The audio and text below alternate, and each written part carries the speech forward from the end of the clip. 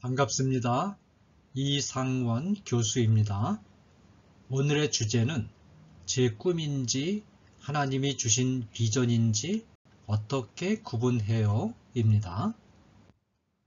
이 주제는 청소년 미래 세대의 고민 1 제3부 비전 진로 7개 주제 중에서 5번째 주제입니다. 이런 질문이 제시되었습니다. 제가 되고 싶은 꿈이 있는데요. 그게 하나님이 주신 비전인지 아니면 제 욕심으로 하려는 건지 잘 모르겠어요. 그걸 어떻게 구별할 수 있나요? 만약 하나님의 뜻이 아닌 저희 뜻이라면 아무리 노력해도 이루어지지 않을 것 같아 걱정돼요. 이 질문에 대한 저의 답변입니다. 우리 친구의 질문에 대해서는 교회의 일을 하고자 하는 꿈과 일반 사회의 일을 하고자 하는 꿈의 경우를 나누어서 답변해야 되겠네요.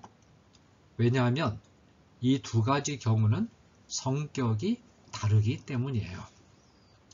먼저 교회의 일을 꿈꾸는 경우를 생각해 보겠어요. 제가 여기서 교회의 일이라고 하는 건 예를 들면 목사님이 되어서 교회를 섬기는 것과 같은 경우를 말해요. 우리 친구들이 교회 목사님을 잘 관찰해 보면 일반적인 직업을 가진 분들과 뚜렷하게 다른 점을 발견할 수 있을 거예요. 예를 들어서 의사들은 거의 대학교에서 의학을 공부한 사람들로만 구성되어 있어요. 초등학교 교사들은 대학에서 초등학교 교육을 전공한 사람들로만 구성되어 있죠.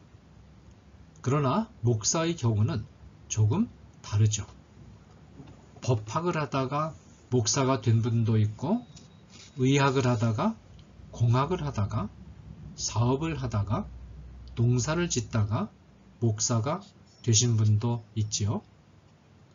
목사가 되는 꿈을 이루고자 할 때 문제가 되는 것은 그가 어떤 교육을 받고 어떤 재능을 가지고 있고 어떤 개인적인 꿈을 가지고 있느냐 하는 것이 아니라는 점이에요. 목사가 되려는 사람은 반드시 하나님으로부터 부르심을 받아야 해요. 하나님은 개인적인 꿈이나 재능, 상황과 상관없이 필요하시면 언제든지 또 누구든지 부르셔서 교회의 일을 맡기시거든요. 이 점은 성경에도 잘 나타나 있어요. 예수님의 12 제자들이나 모세, 사사들, 사무엘, 다윗, 엘리야, 엘리사, 이사야, 예레미야 등과 같이 하나님의 말씀을 전하는 사역자들은 개인적인 꿈과 처지와는 관계없이 하나님으로부터 부르심을 받고 사역의 길에 들어섰어요. 물론 하나님이 부르시는 방법은 사람에 따라 다 달라서 어느 한 가지 방법만이 하나님이 부르시는 유일한 방법이라고 할 수는 없지요. 하나님의 특별한 부르심을 받은 사람이 목사가 될 수 있는 이유는 목사라는 일이 인간의 꿈이나 재능으로 하는 일이 아니기 때문이에요. 그것보다는 하나님이 주시는 특별한 은혜와 능력을 받아야만 할 수 있는 일이죠. 그래서 앞으로 목사가 되고자 하는 친구들은 반드시 하나님으로부터 특별한 부르심이 있는가를 생각해보고 그런 부르심이 있다면 그 음성에 순종할 수 있어야 해요. 물론 이 부르심이 없다면 목사의 길을 가는 것에 대해서 다시 한번 생각해 봐야 되죠. 다음으로 일반 사회의 일을 하고자 하는 꿈을 가진 친구들의 경우를 생각해 보겠어요. 먼저 우리 친구가 유념해야 할 점은 교회를 위하여 일하는 꿈을 꾸든 아니면 일반 사회에서 일하는 꿈을 꾸든 모두 하나님을 기쁘시게 하도록 일해야 한다는 거예요. 다만 꿈을 이루어가는 방법이 다를 뿐이죠. 일반 사회에서 일하려는 친구들에게 그것이 하나님의 뜻에 합당한 것인지를 알아보는 방법을 알려드릴게요. 첫째로 그 일을 하고 싶어 하는 간절한 소원이 있는가를 점검해 봐야 돼요. 빌립보서 2장 13절을 보면 소원을 두고 행하게 하신다는 말씀이 있죠.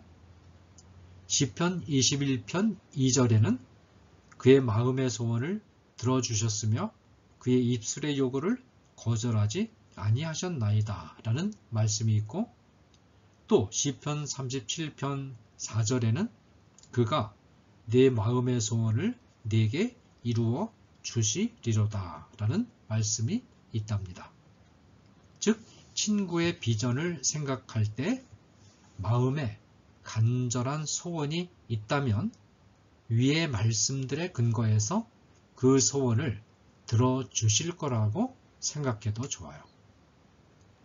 우리 친구는 무엇보다도 일평생 열정을 다하여 자신이 하고 싶은 일, 그 일을 하면 정말로 행복할 거라고 생각되는 일, 일생을 바쳐도 후회하지 않을 그 일이 무엇인가를 스스로 묻고 그 일을 하면서 일생을 보낼 수 있기를 바라요.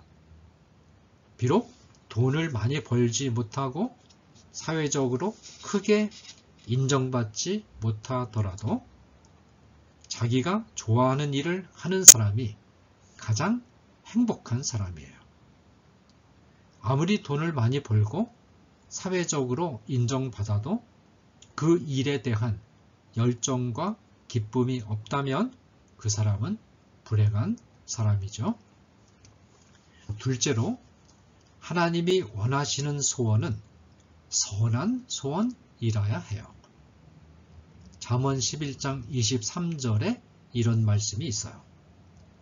의인의 소원은 오직 선하나 악인의 소망은 진노를 이루느니라. 만약 우리 친구가 하고자 하는 일이 다른 사람에게 피해를 주는 일이라면 그건 악한 소원이에요. 그 일을 통해 돈을 많이 벌어서 잘 살려고 한다거나 자기를 드러내거나 높은 지위에 올라가려고 한다면 그것도 악한 소원일 수 있으니까 주의해야 해요. 예를 들어서 어떤 친구가 의사가 되고자 하는 꿈을 가졌다고 해요.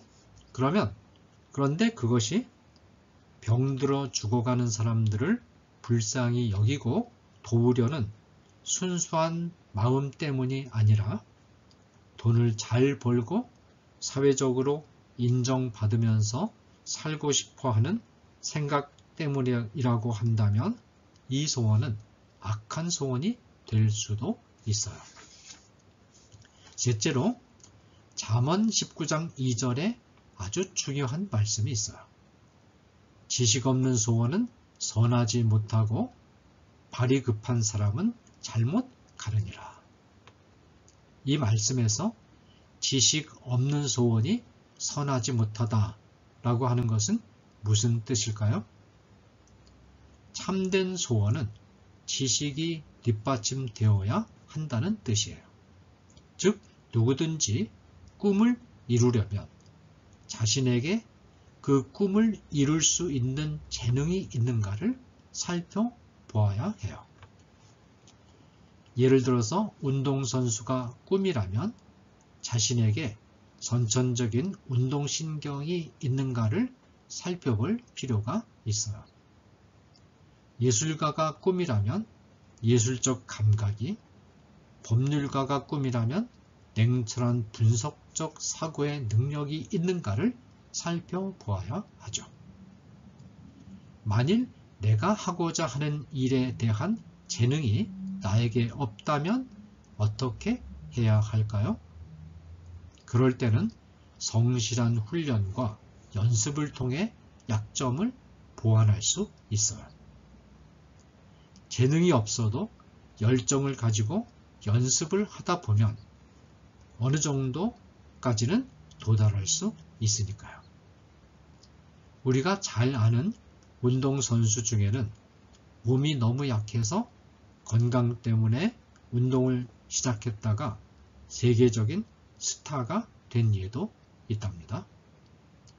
물론 세계적인 스타가 되어야만 반드시 성공하는 것은 아니에요. 세상에는 다양한 재능을 갖춘 사람들이 활동할 수 있는 분야가 많고 그런 사람도 꼭 필요하니까요. 무엇이든 철저한 교육과 훈련과 연습이 없다면 재능은 사장되어 버리고 말아요. 문제는 우리 친구가 가진 꿈이 공부를 더 많이 하고 나이가 들어가면서 바뀌는 경우가 매우 많다는 거예요. 그래요? 더 많은 공부를 하고 세계를 바라보는 안목이 넓어지고 나이가 들어 성숙해지면서 꿈은 얼마든지 달라질 수 있어요. 이전에 가졌던 꿈이 비현실적이었다는 걸 깨닫게 되기도 하고요. 그런 꿈은 철이 들면서 바뀔 수가 있어요. 따라서 여러분에게 이런 조언을 드리고 싶어요. 꿈을 갖되 어느 한 가지 꿈에 마음을 너무 단단히 고정하지 말고 모든 꿈을 향해 마음을 열어두라고요. 우리 친구가 원하는 꿈을 이루기 위해 희망을 품고 열심히 준비하되 다른 가능성이 열릴 수도 있다는 열린 마음을 가지고 노력하는 것이죠. 나중에 꿈이 바뀌더라도 이전에 꾸었던 꿈이 내가 갈 길이 아니라는 사실을 발견하는 것 자체가 매우 중요한 경험이 될 수 있습니다. 그만큼 자기의 꿈을 더 구체화했다는 뜻이 되니까요. 감사합니다.